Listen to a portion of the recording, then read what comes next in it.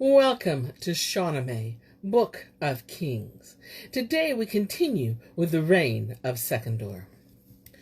They reached a land where men have soft feet. The host of inhabitants was beyond numbering, and each man was as tall as a cypress tree. But they had neither horses, nor armor, nor swords, nor maces.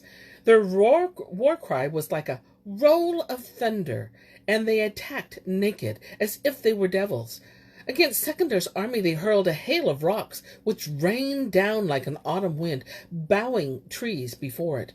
But the army advanced with swords and arrows, and the day seemed to turn to night with the dust. When there were only a few of the soft-footed warriors remaining, Sekandar rested, and then led his army forward again.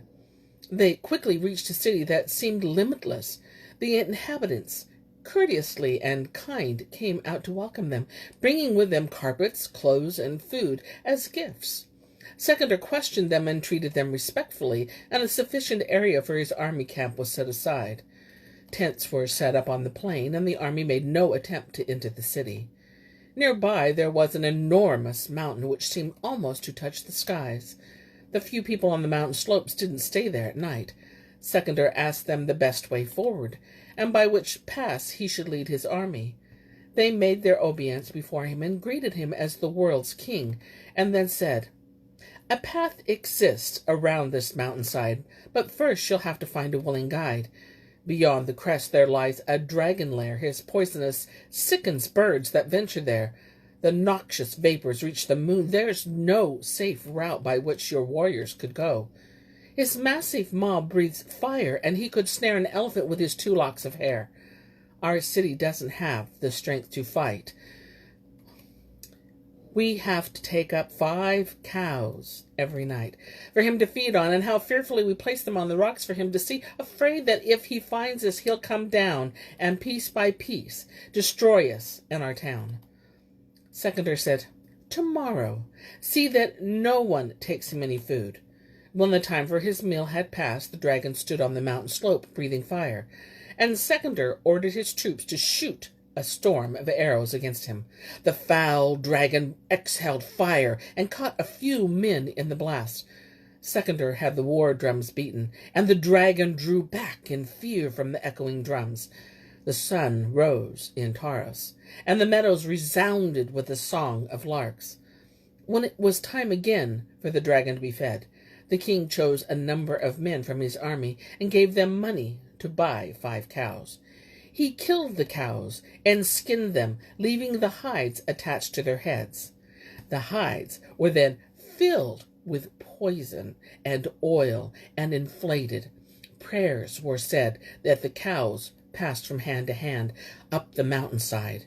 The king approached the dragon and saw that he was like a huge dark cloud, his tongue purple, his eyes blood red, and fire issuing continuously from his maw.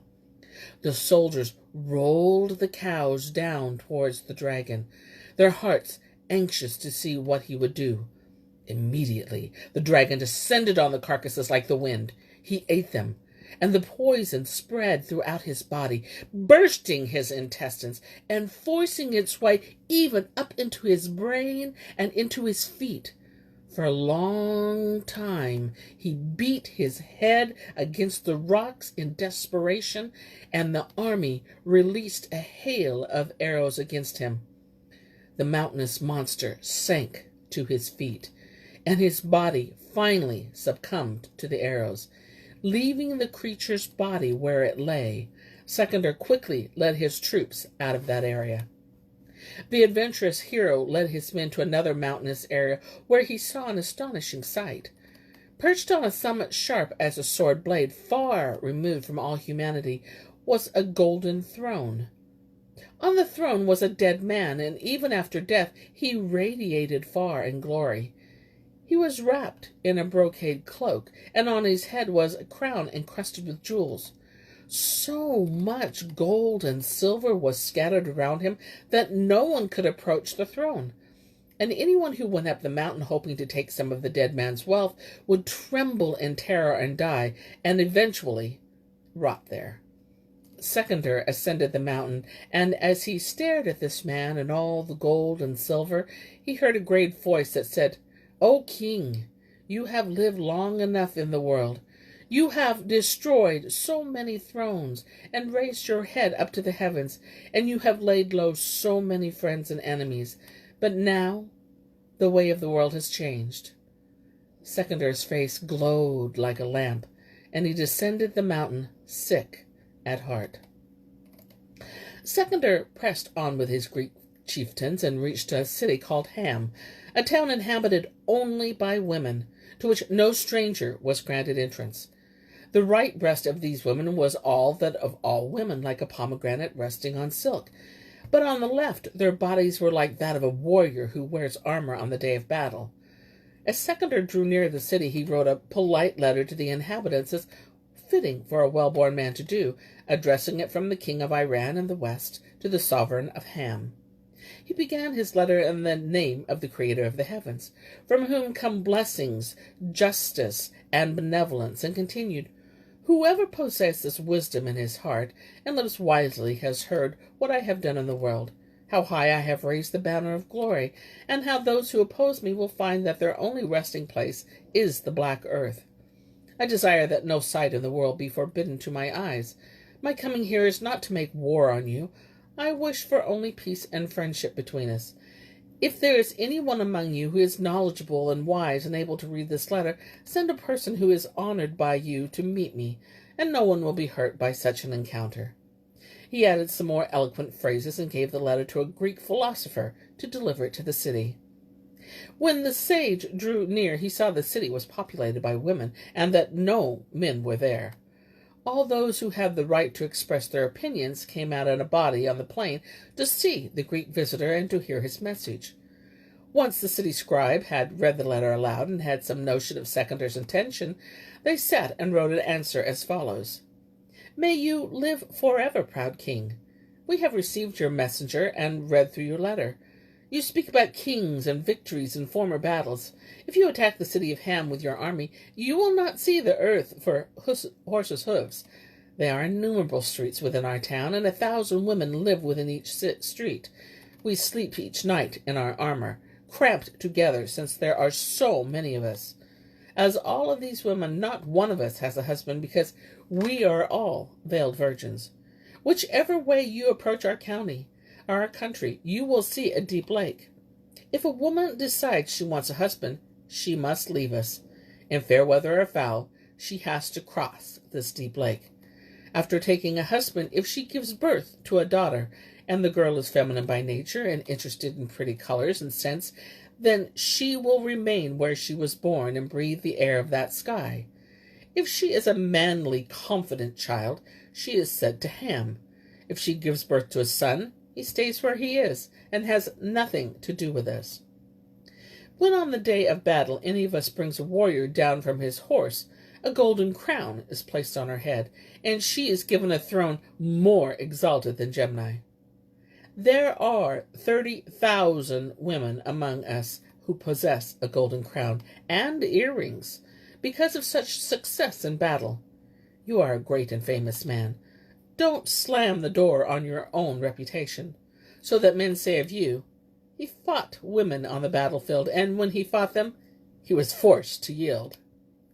Such a taunt will be shameful for you, and it will last for as long as the world does. If you wish to come with your Greek chieftains and go round our country, and if you act with honesty and chivalry, you will see nothing but kindness and festivities from us. We'll bring so many of our warriors to greet you that you won't see the sun or the moon for the dust."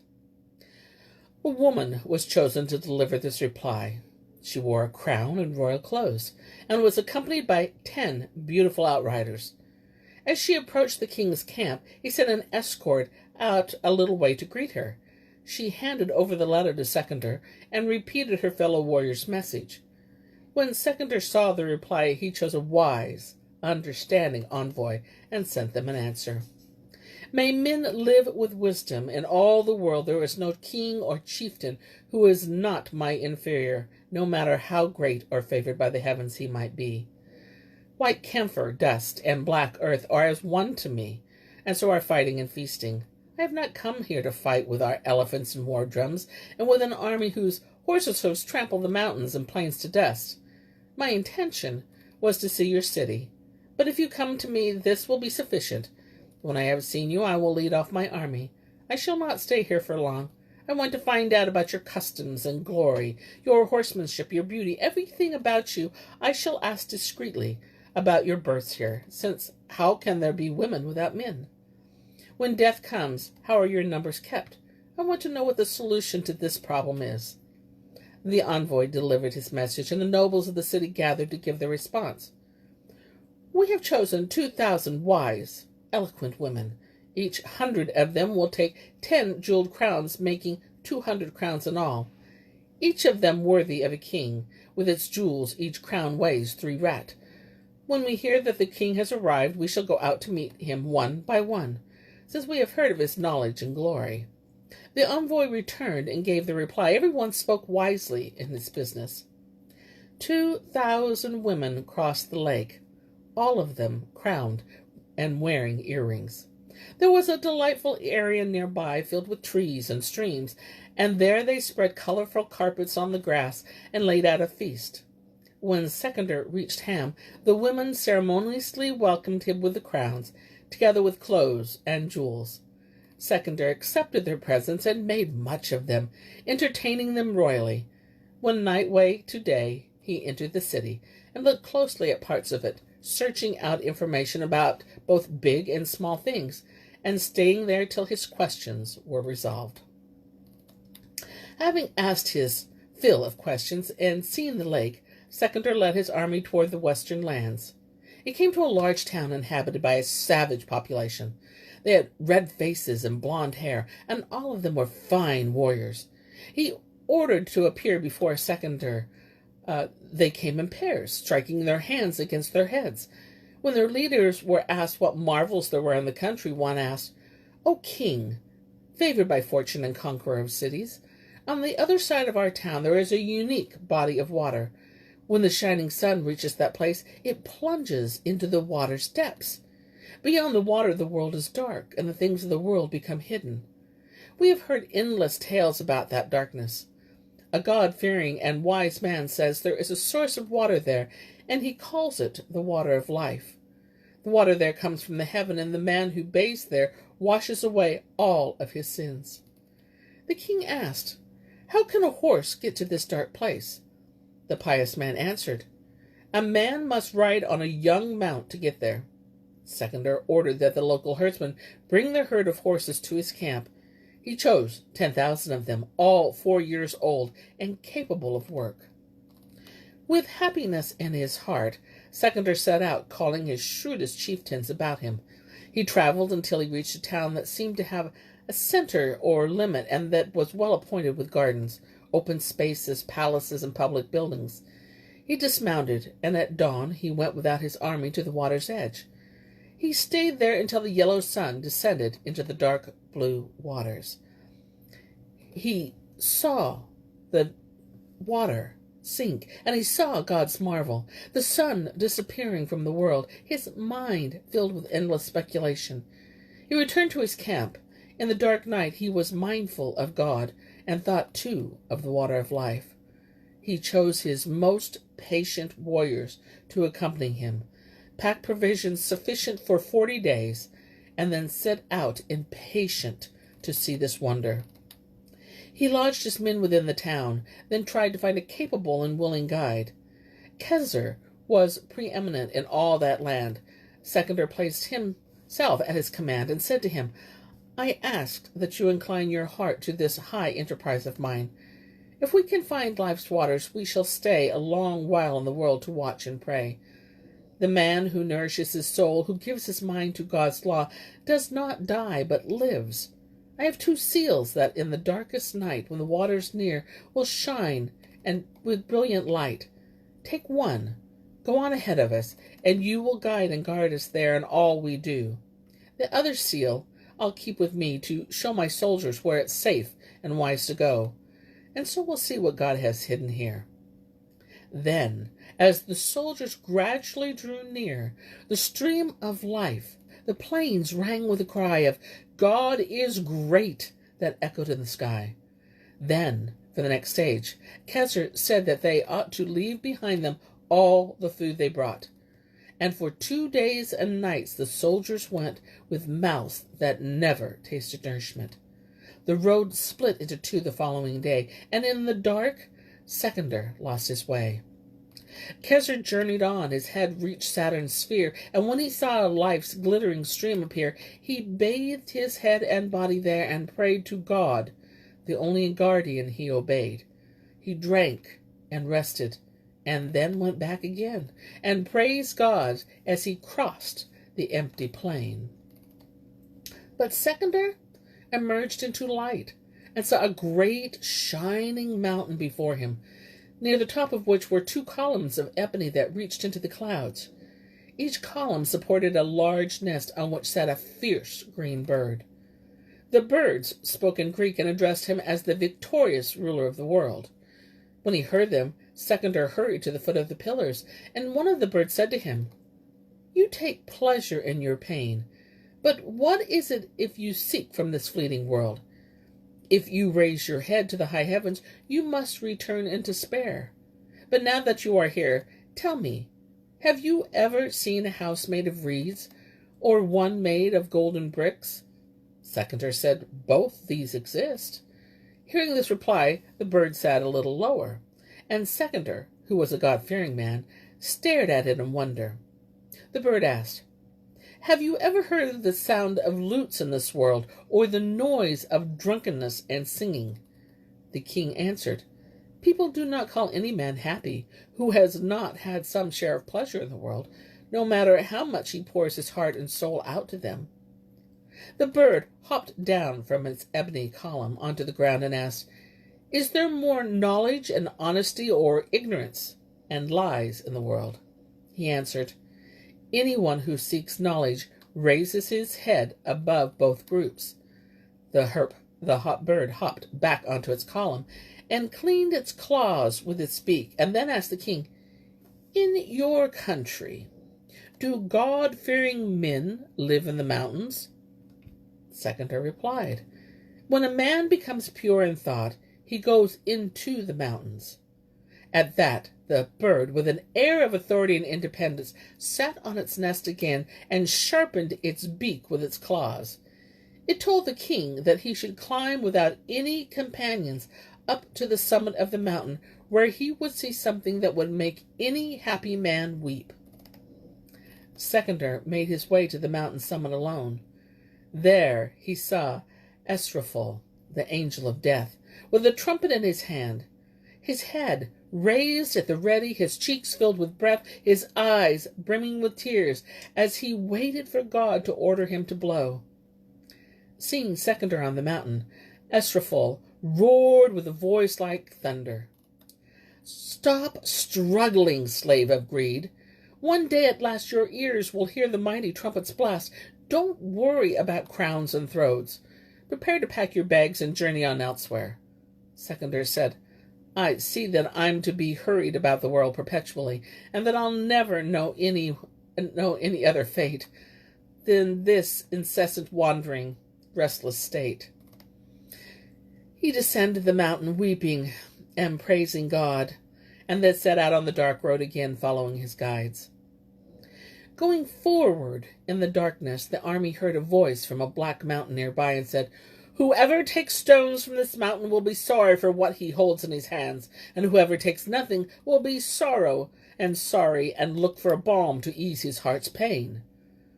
The soldiers listened to the voice and wondered what the words would mean, since whether they took stones or didn't, they couldn't see what their future sufferings would be. One said, "The pain will be because of sin. That's the regret for taking stones along the way." Another said, "We should take a little. Everyone has to suffer some pain." Some took stones, some took none. Some, out of laziness, took only a few. When they left the land where the water of life was, and found themselves on the plain once more, the road was no longer dark, and each man looked at what he'd tucked in his sleeves or his tunic, and so the deceiving riddle was revealed.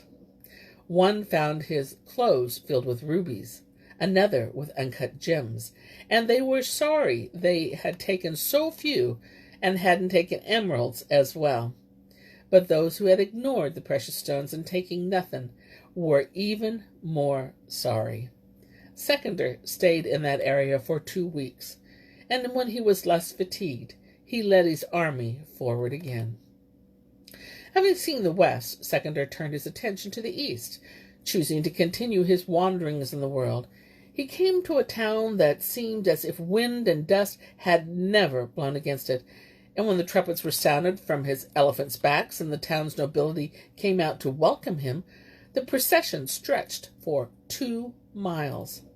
The world wanderer greeted them warmly and asked, "What is the most astonishing thing about this place?" They began to weep and wail about the revolutions of fate, saying, "We face a difficult task, which we will tell to the victorious king. That mountain, whose summit is in the clouds, has made our hearts grieve and mourn. We cannot sleep because of Yajaj and Majaj, who live there and whom we have not the strength to resist.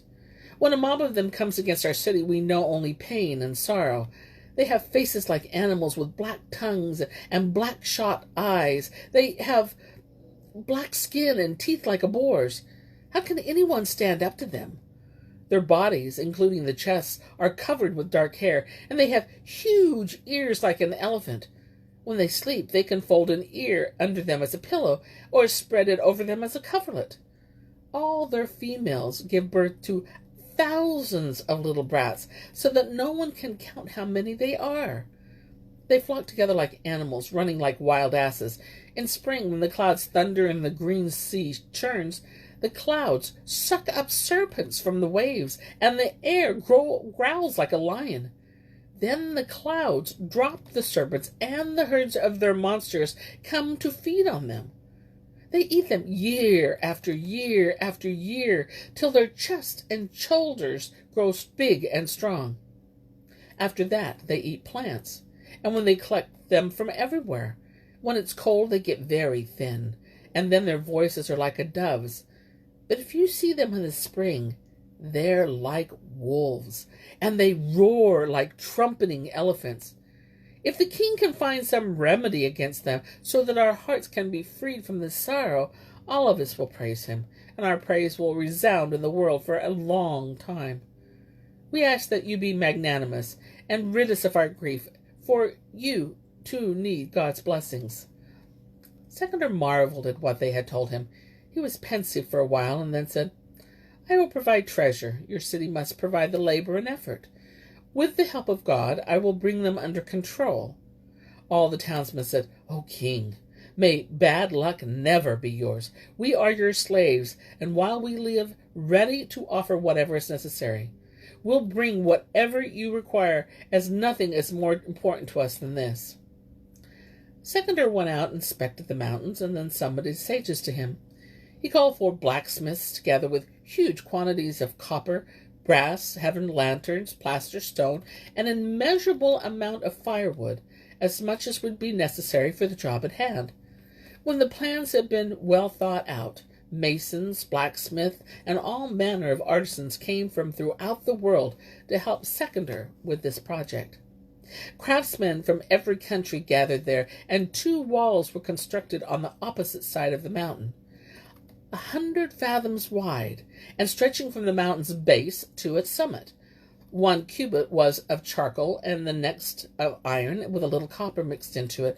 Then silver was poured over it, following the method of the Kyanid craftsmen. Course was laid above course in this way, and then holes were drilled in it from the base to the summit. Next, oil and turpentine were mixed together and poured over the material. Finally, a mass of charcoal was placed on the top of the walls, and the whole construction was set alight. At the king's command, 100,000 blacksmiths fed the flames with air from their bellows. A great roar went up from the mountains, and the stars seemed eclipsed by the fire. The result of all the blacksmiths' labor, the bellows fanning the flames, the materials laid one above the other, and then melting in the flames, was that the world was freed. from Rajaj and Majaj, and the earth was once again a place of peace and pleasure. The famous barrier of Sekandar had delivered the world from strife. The city's nobles thanked him and wished him eternal life. They brought him many presents, but to their astonishment, he accepted none of them. And here ends my tale for today. But I'll be back tomorrow with more tales, many more tales. Until then, my friends.